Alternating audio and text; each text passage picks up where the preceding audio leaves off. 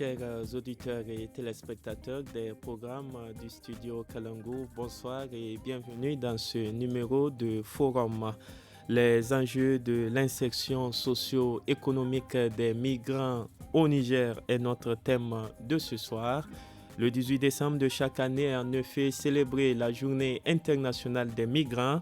Cette date a été choisie par l'Organisation des Nations Unies, ONU, pour attirer l'attention sur une convention adoptée par son Assemblée générale. C'était le 18 décembre 1990. Dans le cadre de la célébration de cette journée, plusieurs activités sont organisées chaque année pour rappeler les droits des migrants et plaider en faveur de leur respect. Le thème retenu pour l'édition 2021 de cette journée internationale des migrants est « Mettre à profit le potentiel de la mobilité humaine », d'où le thème de ce forum, les enjeux de l'insertion socio-économique des migrants au Niger. Quels sont les principaux droits des migrants? Quelle est la situation des migrants au Niger? Quels sont les défis et les enjeux socio-économiques de l'insertion des migrants au Niger? Pour répondre à toutes ces questions et à d'autres encore, nous avons le plaisir de recevoir dans ce studio M. Malcolm Sakor Miller. Il est un migrant venu du Libéria. Il est à Niamey il y a 6 mois.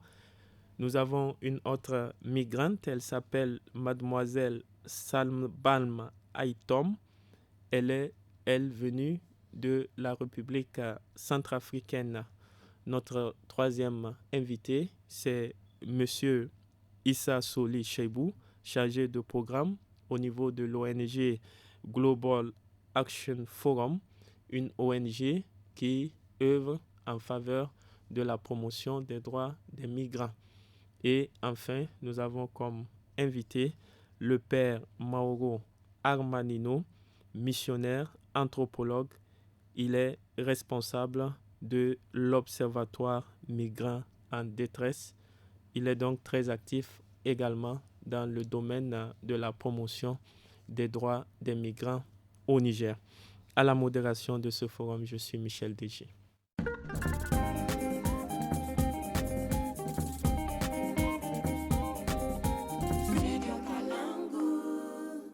Selon le rapport de l'Organisation internationale pour les migrations, OIM, intitulé « État de la migration dans le monde » paru en décembre 2021, le nombre de migrants internationaux est passé de 84 millions dans le monde en 1970 à 281 millions en 2020, soit de 2,3% en 1970 à 3,6% pendant l'année 2020. Autrement, 96,4% des habitants de la planète résident dans les pays où ils sont nés et 3,6% sont des migrants, soit 281 millions de personnes sur une population mondiale d'environ 7,5 milliards d'habitants. Qu'est-ce qui pousse des citoyens à quitter leur pays pour aller résider au niveau d'autres États, régis par d'autres législations? Avant de répondre à cette question, nous avons 2 migrants qui participent à ce forum. Parlez-nous de votre aventure de migrant et dites-nous si vous avez eu des difficultés à votre arrivée. Monsieur Malcolm Mill, venu du Libéria. Ok, merci beaucoup d'abord pour l'invitation dans votre studio Kalangu. Merci d'être venu. Ok, merci. Donc, moi, je suis un Libérien. J'ai quitté mon pays. D'abord, mon pays, c'est un pays qui est passé dans la crise de la guerre civile pendant 14 ans. Et vous voyez, un enfant qui est né avant la guerre, peut-être 1 an, qui est resté pendant des années, rien ne fait. Donc, voilà ce qui nous a poussé de quitter notre pays pour venir. Mais la guerre est terminée au Oui. Libéria, on le sait. Oui, bien vrai que la guerre est terminée au Libéria, mais aujourd'hui au Libéria, la guerre est finie, mais c'est la conséquence maintenant que nous on vit au pays. C'est quoi ces conséquences? Oui, si on parle des conséquences maintenant aujourd'hui, il n'y a pas de boulot, beaucoup de sociétés ont été détruites, beaucoup. Vous pensez que c'est seulement au Libéria qu'il n'y a pas de boulot? Oui, bon, si on peut dire il y a du boulot, mais il n'y a pas du boulot pour, on peut dire, la population, ceux qui Il n'y a peuvent pas suffisamment de boulot. suffisamment du boulot pour la population. Donc, ça fait que même si tu es capable de faire quelque chose, ben, tu vas chercher jusqu'à ça ne peut pas pour avoir ça. Donc, nous, on a décidé, à cause de cette situation, au moins de sortir un peu à l'aventure et venir chercher un peu comment mieux vivre. Venir chercher, est-ce le Niger, votre pays de transit au tout début ou de destination? Quand vous dites qu'il n'y a pas de boulot au niveau du Libéria, est-ce que vous avez voulu venir chercher du boulot au Niger ou bien c'était pour continuer? Non, vraiment pas pour venir chercher du boulot au Niger. C'était pour continuer et aller vers l'Europe ou les autres, où nous tous, on a l'attraction d'aller avant. Bon, comme on est venu au Niger, pour une première fois, on avait essayé d'aller. Ça n'a pas marché. On est retourné. Ça n'a pas marché, on vous a arrêté. On nous a arrêté et faire retourner. Autrefois, on a été à Algérie, mais à cause des problèmes de migration là encore, on nous a refoulés encore. Vous faites partie des personnes qui sont fréquemment refoulées à partir notamment de l'Algérie et qui tentent de continuer à aller en Europe. Donc bien sûr, bon, c'était auparavant, on a tenté plusieurs fois d'aller et comme on voit que ça ne va pas, donc on ne peut pas toujours continuer de tenter d'aller. Ok, donc cette fois-ci maintenant, nous avons décidé au moins de rester où nous sommes, parce que nous aussi, nous les migrants, nous avons aussi le talent pour travailler. Chacun de nous Donc finalement, vous avez, après avoir été refoulé à partir de l'Algérie, c'est bien cela? Oui, vous avez décidé de rester au Niger, bien sûr, pays qui vous a accueilli après le refoulement de l'Algérie. Il faut rappeler que des centaines de migrants justement sont refoulés à partir de l'Algérie. Oui. Merci, on vous a bien compris. Et votre décision finale, c'est de rester au Niger pour pouvoir travailler, c'est ça? Bien sûr. Vous avez une profession, c'est ça? Oui. C'est quoi bon, moi, je suis un informaticien. Informaticien? Oui, j'ai deux diplômes, un à Software Application Management et un à Engineering. Donc avec mes deux diplômes-là, je pense qu'au moins je pouvais trouver du boulot au Niger pour pouvoir faciliter ma insertion dans les... Merci, nous avons compris votre situation. Nous allons poser également des questions à notre... Merci, c'est vous qui êtes à remercier. À notre deuxième invité qui est également migrante. Elle est venue de la République centrafricaine, plus précisément de Bangui. C'est bien cela. Voilà, vous êtes mademoiselle Salmbam Aitom. Qu'est-ce qui vous a fait quitter la Centrafrique, mademoiselle Salmbam Aitom? Merci beaucoup, monsieur le journaliste. En tout cas, avant de commencer, je tiens à remercier d'abord le gouvernement du Niger. Je me sens en parfaite sécurité, quoi. C'est ça, je tiens à remercier le gouvernement. Donc, ce qui m'a poussé à quitter mon pays, c'est à cause de la guerre. Vous-même, vous savez ce qui s'est passé. La guerre en Centrafrique? Oui. On dit, beaucoup d'hommes politiques en Centrafrique disent également, tout comme au Libéria, que maintenant il y a la stabilité quand même en Centrafrique. C'est pas totalement, mais dans certains arrêts pays, en province, il y a toujours des menaces qui continuent encore. Mais vous n'avez pas quitté la province, vous dites que vous avez quitté Bangui. Bon, comme je ne suis pas en province, je suis dans le capital de Bangui. C'est ça que j'ai quitté le pays pour venir chercher là où je peux avoir la sécurité, quoi. Donc, moi, mon parcours, je voulais continuer en Europe. En Europe? Mais oui, c'est ça mon rêve. Votre rêve, quand vous dites votre rêve, ça veut dire que vous avez un métier à exercer en Europe quand vous serez là-bas? Non, bon, je veux chercher comme tous les autres. Vous avez une profession avant de quitter? Oui. C'est quoi cette profession? Moi, j'ai mon bac et puis je fais la gestion des ressources humaines. Ah bon, d'accord. Gestion ressources humaines. Oui.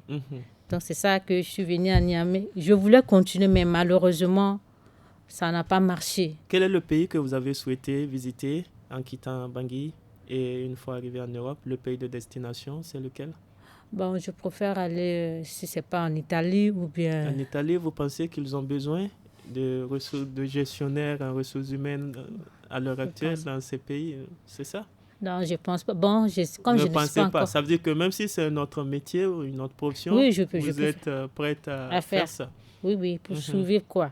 Même si je trouve à Niamey aussi. Mais vous n'avez pas pu aller en Italie? On vous a arrêté, c'est ça? Oui, je n'avais pas pu aller. On vous a arrêté où? Comment vous avez été refoulé? Est-ce que c'était un refoulement ou c'était quoi pour votre cas? Oui, pour mon cas, je voulais aller, mais on m'a volé quoi. On vous a volé? Oui, au niveau de... c'est à Agadez là-bas. Et avec mon téléphone, tout, j'ai perdu tout. Donc, c'est ça qui m'a freiné de rester à Niamey. Donc, vous, ça veut dire qu'on ne vous a pas refoulé? Non. C'est à partir de là... compte tenu du fait que vous avez une situation financière très faible, vous avez décidé de rester à Niamey. Et que faites-vous actuellement? Présentement, je fais rien. Je voulais avoir un stage d'abord pour me permettre d'améliorer. Un stage en quoi? En gestion des ressources humaines, bien sûr. En gestion des ressources humaines. Mais en attendant, vous dites que vous êtes dépouillé, vous n'avez rien. C'est comment par rapport à votre hébergement, restauration, transport et tout ça? Qui vous vient en aide? Bon.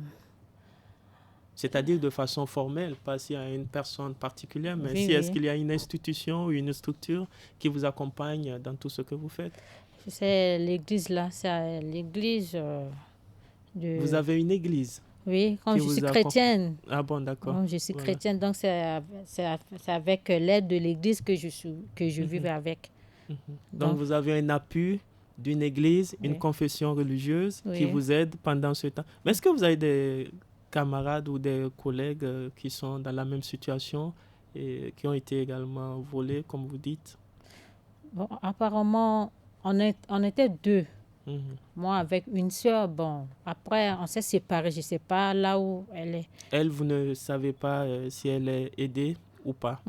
Merci beaucoup. Notre invité qui est là, qui est M. Issa Soli Cheibou, il est chargé de programme au niveau d'une ONG qu'on appelle Global Action Forum, une ONG qui œuvre pour la promotion des droits des migrants. De façon succincte, présentez-nous votre ONG, M. Issa. Ok.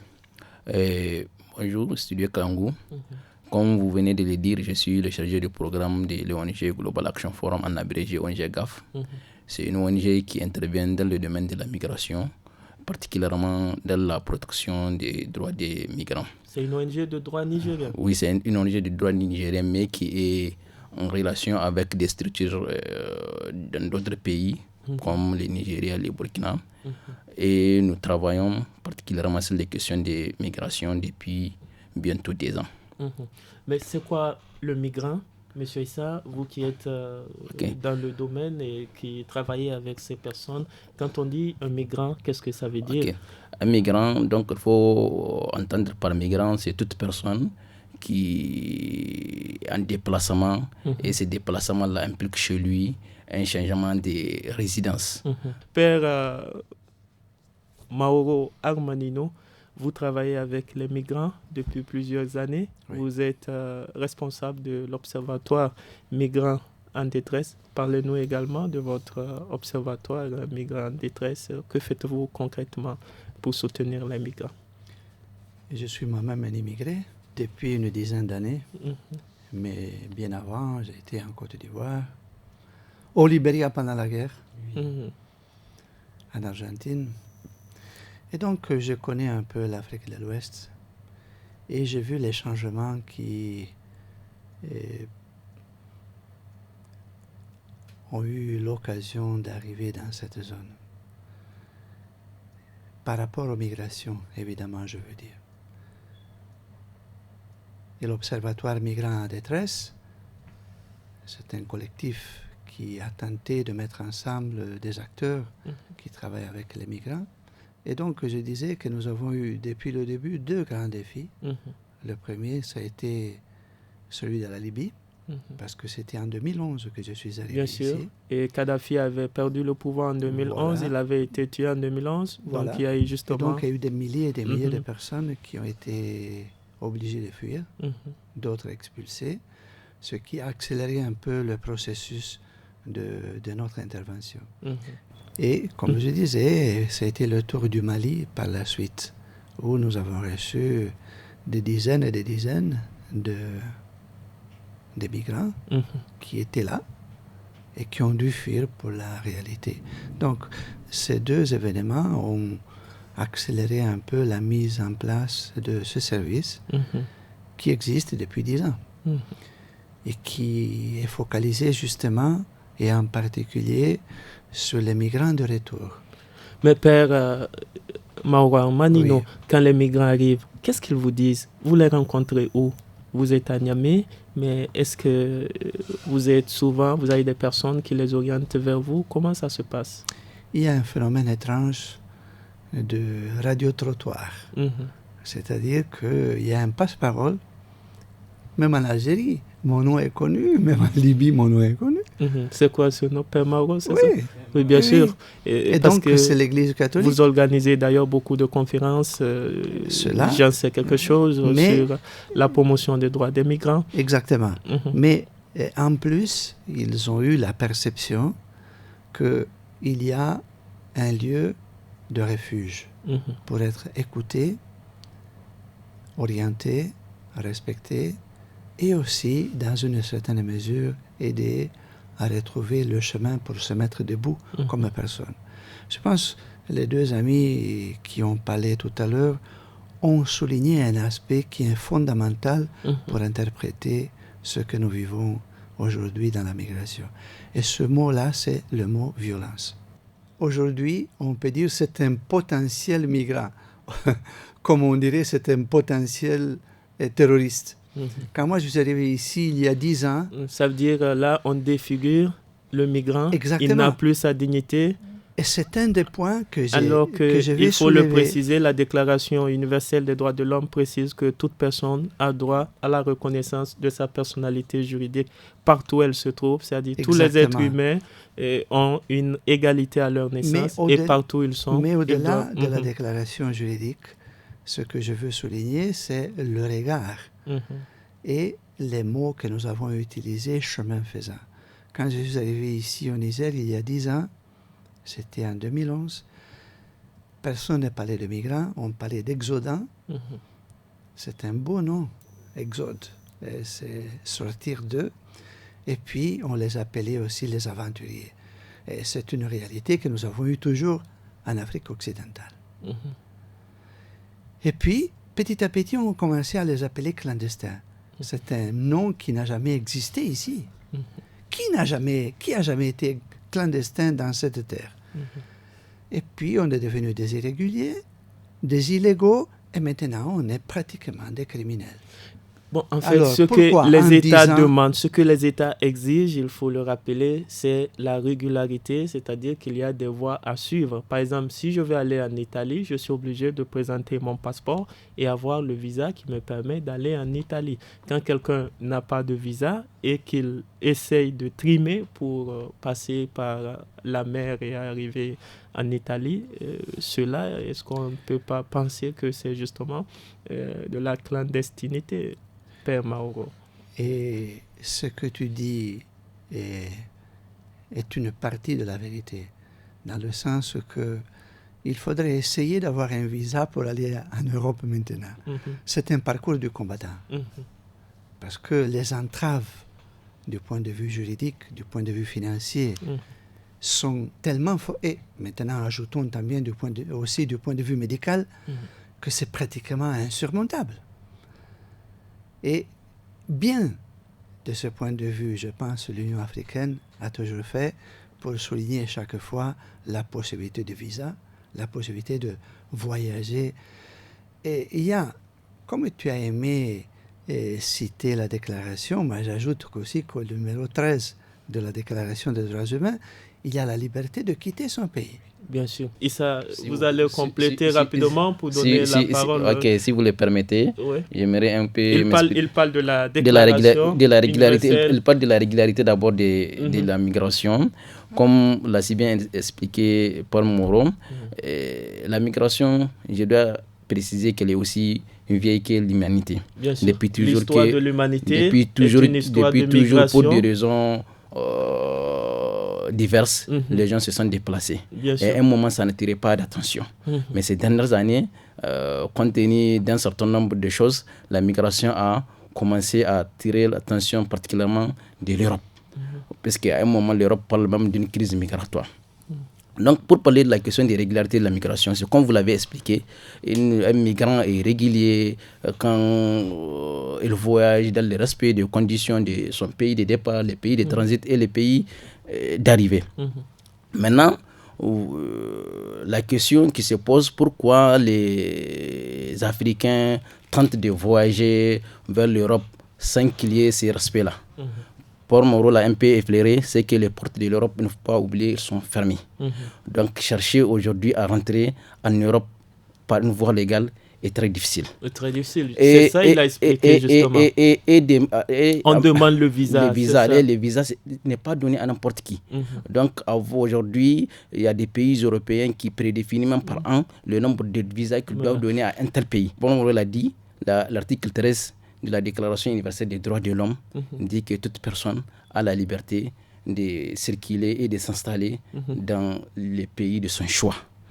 Donc, je cite la déclaration, c'est l'article 13 de la Déclaration universelle des droits de l'homme. Elle dit ceci, cette déclaration au niveau de son article 13, toute personne, d'abord c'est l'alinéa premier qui dit toute personne a le droit de circuler librement et de choisir sa résidence à l'intérieur d'un État. L'alinéa 2 dit toute personne a le droit de quitter tout pays, y compris le sien, et de revenir dans son pays. Ok. Voilà. Maintenant, quand vous prenez la Déclaration universelle des droits de l'homme, certes, c'est un texte qui n'est pas contraignant, mais il y a aussi beaucoup de textes internationaux qui viennent accompagner cette déclaration.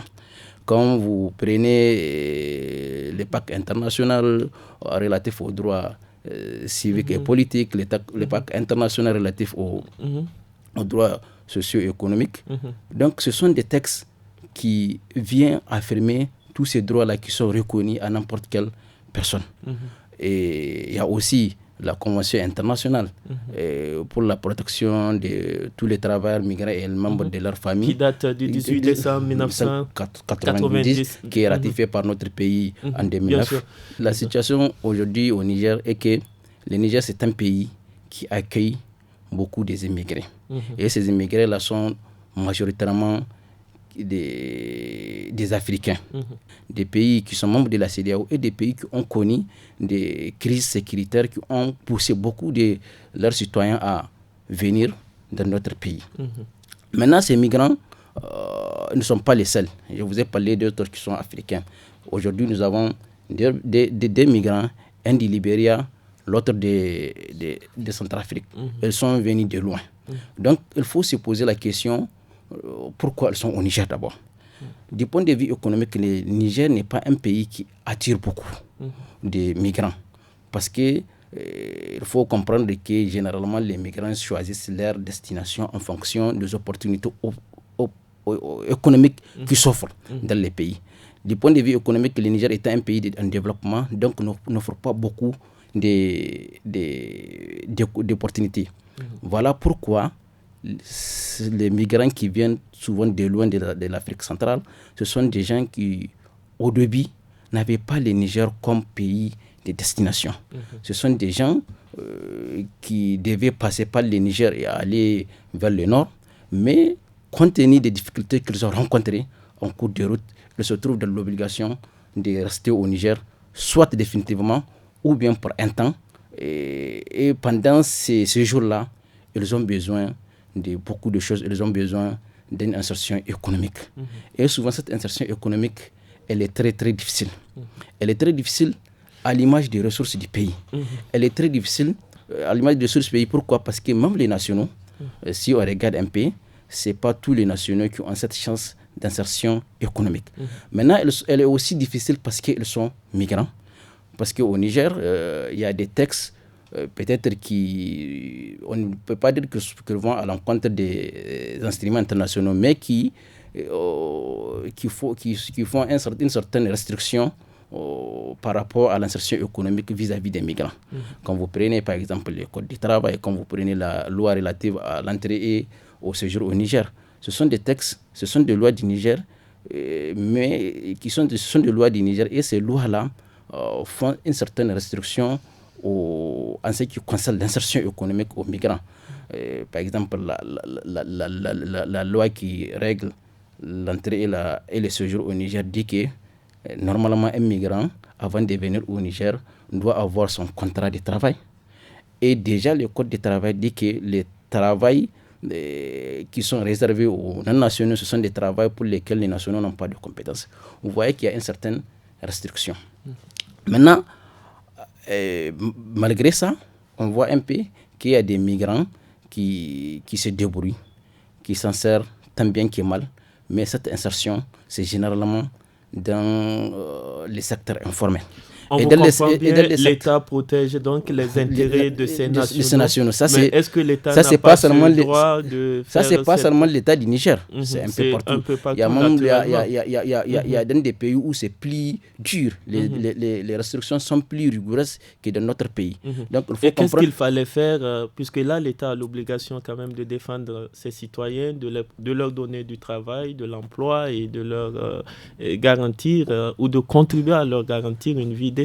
Qu'est-ce qu'il faut faire à ce niveau à partir de ce que vous dites? On comprend bien. Nous avons une législation qui n'est pas favorable à cette insertion, on peut le dire, de façon en tout cas très élevée des migrants. Qu'est-ce qu'il faut faire? Qu'est-ce qu'il fallait faire? L'État se trouve entre les marteaux et l'enclume.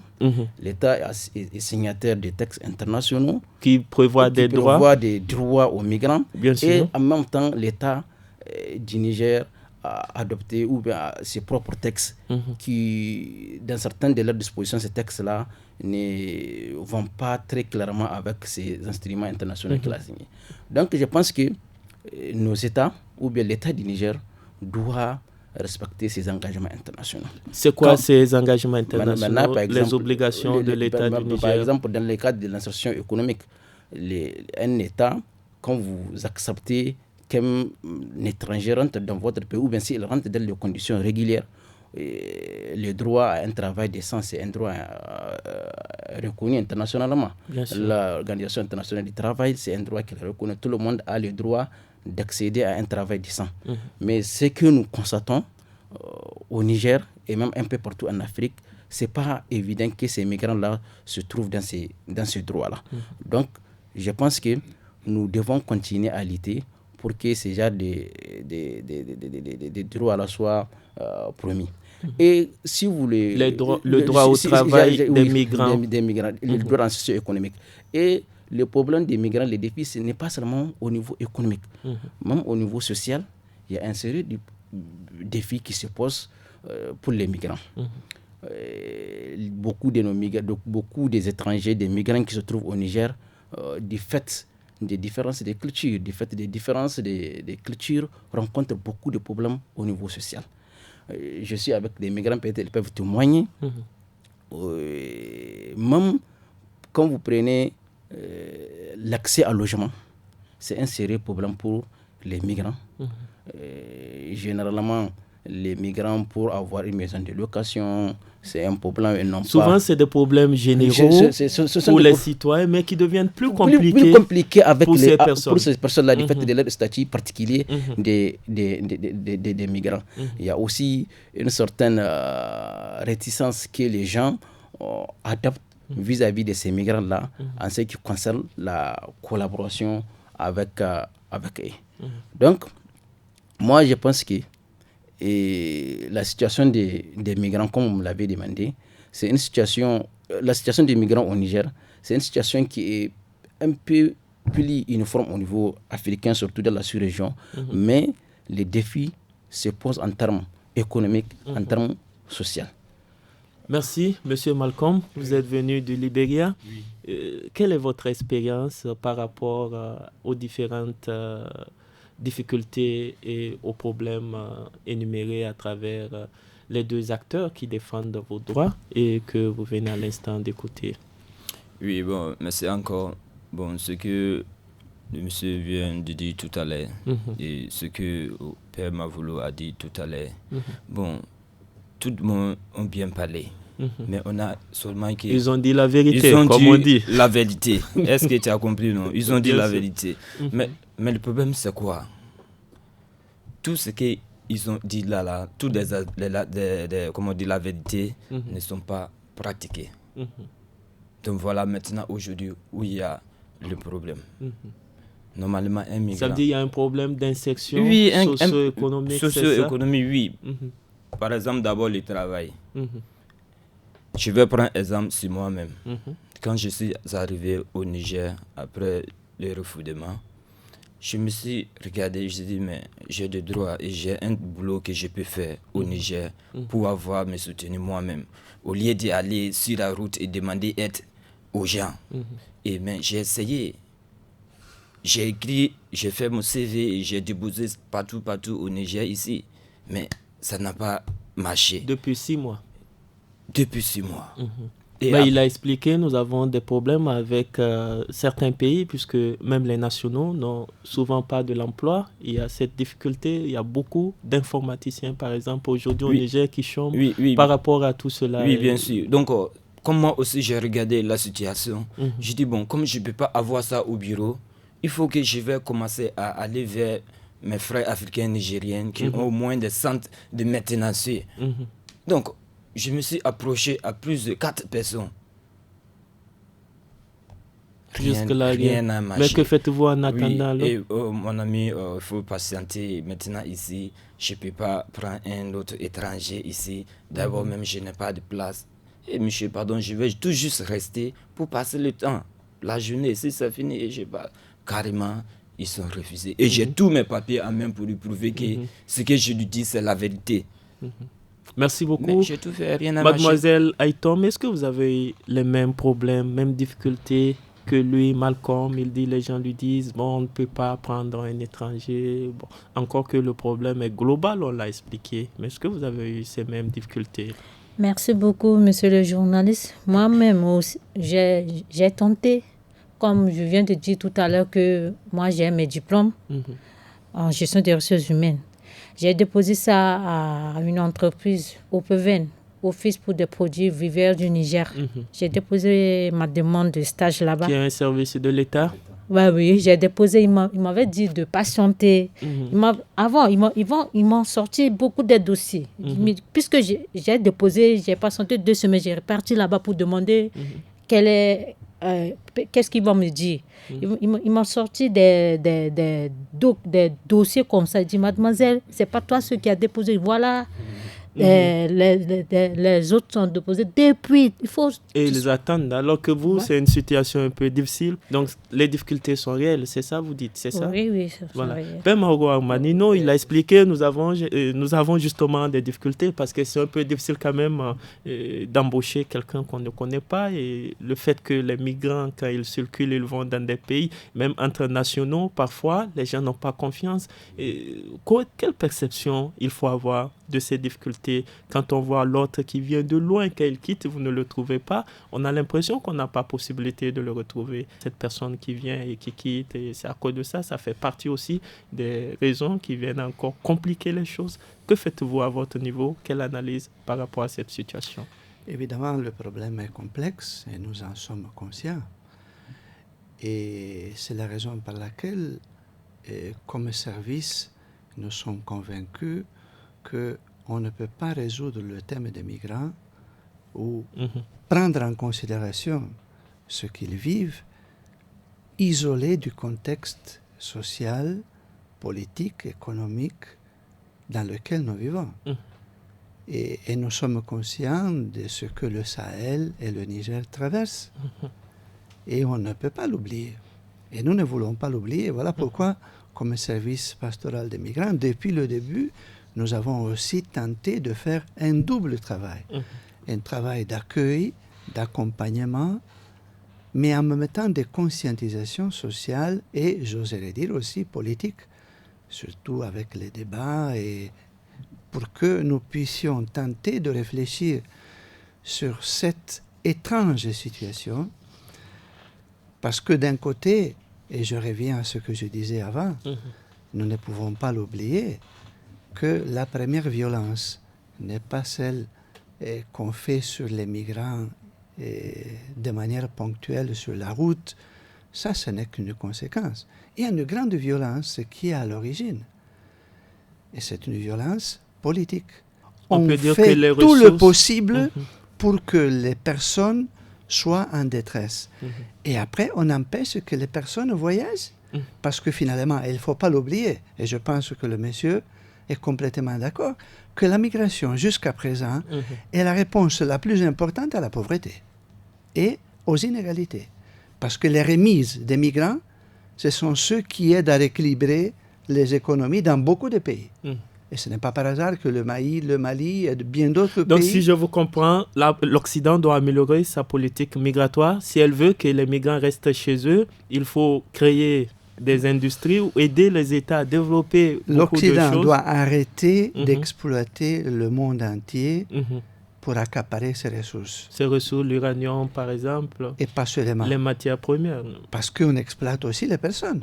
Moi, je viens d'un pays qui fait les travaux les plus humbles dans les champs, ce sont nos immigrants ici qui travaillent pour un rien. Les travaux, on exige la force physique. Donc en réalité, le projet politique est clair. Oui. Monsieur Issa, il faut rappeler aussi que le statut de migrant est un statut qui est parfois synonyme d'extériorité et accroît la vulnérabilité des personnes concernées. On l'a dit, et ces personnes ne parlent pas les langues, tout ça. Dans ce contexte, quels sont les défis de l'insertion socio-économique des migrants au Niger, s'il faut toucher du doigt ce problème? Ok. Comme vous l'avez dit, les migrants, dès que vous vous déplacez, dans la plupart des cas, vous vous trouvez dans des situations de vulnérabilité. Surtout pour ceux qui déplacent dans des situations qui ne sont pas tout à fait régulières. Et ces personnes-là, non seulement en cours de l'aide de déplacement, elles rencontrent beaucoup de problèmes, mais quand elles décident de s'installer dans une localité, dans un pays comme le Niger, là aussi, il y a beaucoup de défis qui se posent. Le premier défi économique, c'est celui-là d'insertion. J'en ai parlé tout à l'heure. L'insertion économique pour les migrants, surtout les migrants qui ne sont pas en règle vis-à-vis de la réglementation nigérienne, est très difficile. Et vous l'avez dit, Paul Moreau l'avait répété, dans un premier temps, il y a un problème d'accès à l'emploi. Les entreprises, si c'est dans les entreprises qui sont les entreprises nationales, les entreprises internationales... On a déjà parlé de ça, mais les enjeux, en réalité, est-ce que l'État du Niger a intérêt à créer les conditions pour faciliter les choses, puisque c'est oui, ça l'État du Niger, c'est même pas l'État du Niger a l'obligation de créer les conditions pour une insertion économique plus sûre pour les migrants, parce que l'État du Niger est État signataire de beaucoup de textes internationaux ces textes-là font la promotion de cette insertion économique. Mais quels sont les enjeux? L'État a intérêt à le faire. Donc l'enjeu principal, c'est que en même temps que l'État doit protéger ces textes-là, l'État aussi doit protéger ses citoyens, et ça met l'État en face d'un dilemme.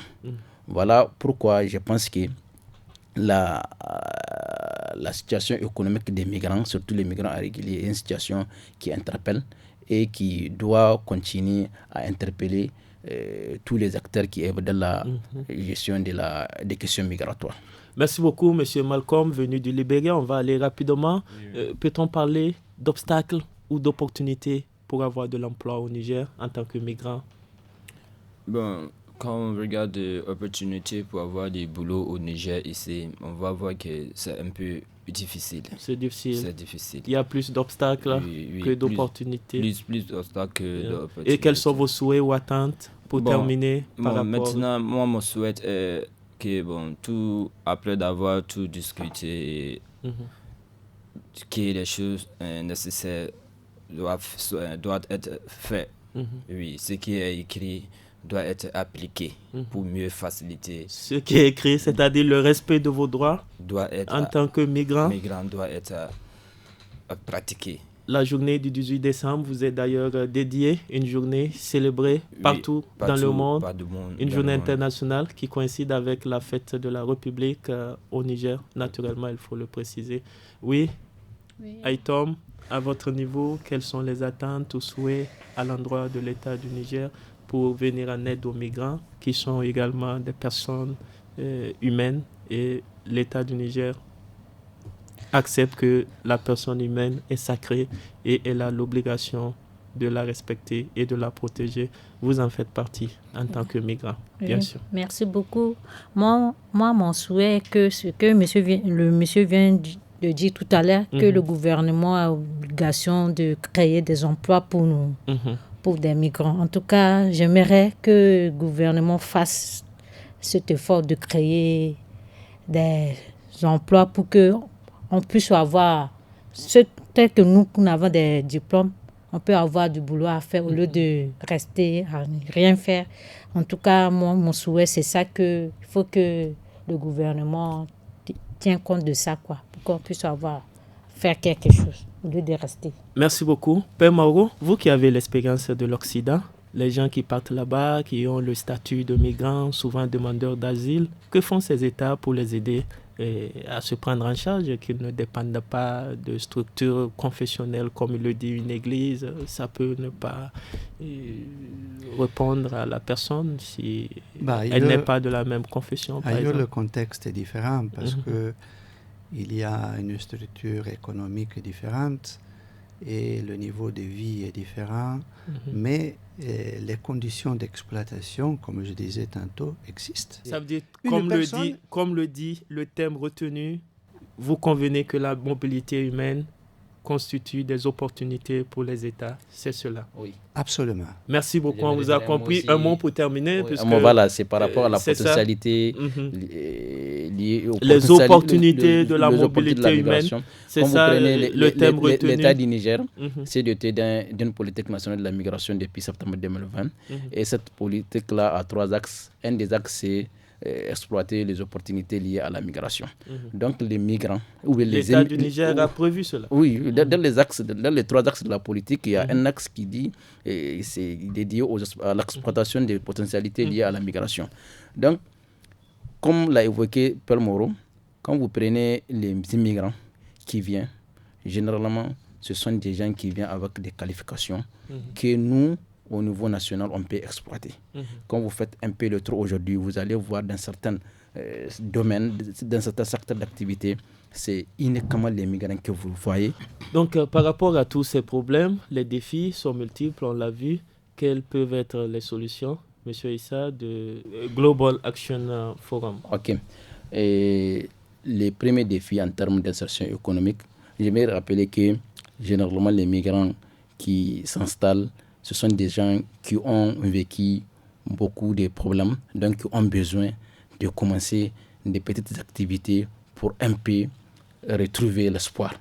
Donc, dans ce cadre-là, je pense qu'on doit soutenir les migrants à avoir des petits travaux, des petites activités économiques qui peuvent les permettre de retrouver l'espoir et qui peuvent les permettre de s'insérer économiquement. On doit soutenir l'État ou les populations? C'est tous les acteurs. Les populations, c'est en termes d'accueil, en termes de compréhension. L'État, c'est en termes de politique. Et les partenaires qui doivent aussi avoir des programmes qui doivent accompagner ces migrants-là. Comment faut-il matérialiser cela quand on parle de l'accès à l'emploi, puisqu'il n'y a aucune législation qui prévoit pas forcément l'accès à l'emploi, même les petits travaux, les petits commerces, les migrants peuvent les exercer et retrouver un peu l'espoir. Mais le problème qu'il y a, c'est que ces migrants-là, du fait de ce qu'ils ont vécu avant leur installation, n'ont pas, si c'est un petit commerce, des fonds de démarrage. Donc il faut que les différents acteurs soutiennent ces migrants-là pour exercer ces petits travaux, ces petits emplois qui peuvent leur permettre de s'insérer économiquement. Mais toujours est-il dit que pour que cette insertion soit beaucoup plus bonne et plus effective, les migrants doivent, tout en commençant leur petite activité, chercher à mettre à se conformer aux réglementations, chercher à se mettre en règle vis-à-vis de la loi, surtout en ce qui concerne les séjours. Voilà ce que je tiens à dire par rapport à ça. Merci beaucoup, on vous a bien compris et fidèles auditeurs et téléspectateurs des programmes du studio Kalangu. Nous sommes au thème de ce forum qui a eu pour thème les enjeux de l'insertion socio-économique des migrants au Niger. Ce forum du studio Kalangu est réalisé dans le cadre de la célébration de l'édition 2021 de la Journée internationale des migrants dont le thème est mettre à profit le potentiel de la mobilité humaine. Nous avons compris que la migration est un droit. Les migrants ont également une dignité qu'il faut respecter. C'est du reste la Déclaration universelle des droits de l'homme qui prévoit le droit à la migration. Et tous ces droits-là, les gens ont plaidé justement, nos invités, ils ont plaidé à ce que ces différents droits soient respectés. Il y a le droit à l'emploi, mais il y a également d'autres droits que vous avez eu à entendre tout au long de ce forum. Nous avons eu comme invité 2 migrants. Il s'agit de M. Malcolm Sakor Miller. Il est migrant venu du Libéria. Il est au Niger il y a 6 mois. Notre deuxième invitée est Mademoiselle Salmbalm Aitom. Elle est, venue de la République centrafricaine. Notre troisième invité, c'est le père Mauro Armanino. Il est missionnaire, anthropologue, responsable de l'Observatoire Migrants en détresse. L'Observatoire Migrants en détresse qui soutient, qui accompagne les migrants dans leurs difficultés donc. Et enfin, Issa Soli Cheibou, chargé de programme au niveau de l'ONG Global Action Forum. Merci d'avoir répondu à nos questions, chers invités. Nous avons aussi invité à ce forum la Direction générale de l'État civil des migrations et des réfugiés qui n'a malheureusement pas pu répondre présente à notre invitation. À la modération, c'était Michel Deji. À la technique pour le son, nous avons Mustapha Ayouba et à la réalisation vidéo, Seini Saka. Excellente soirée à toutes et à tous et au revoir.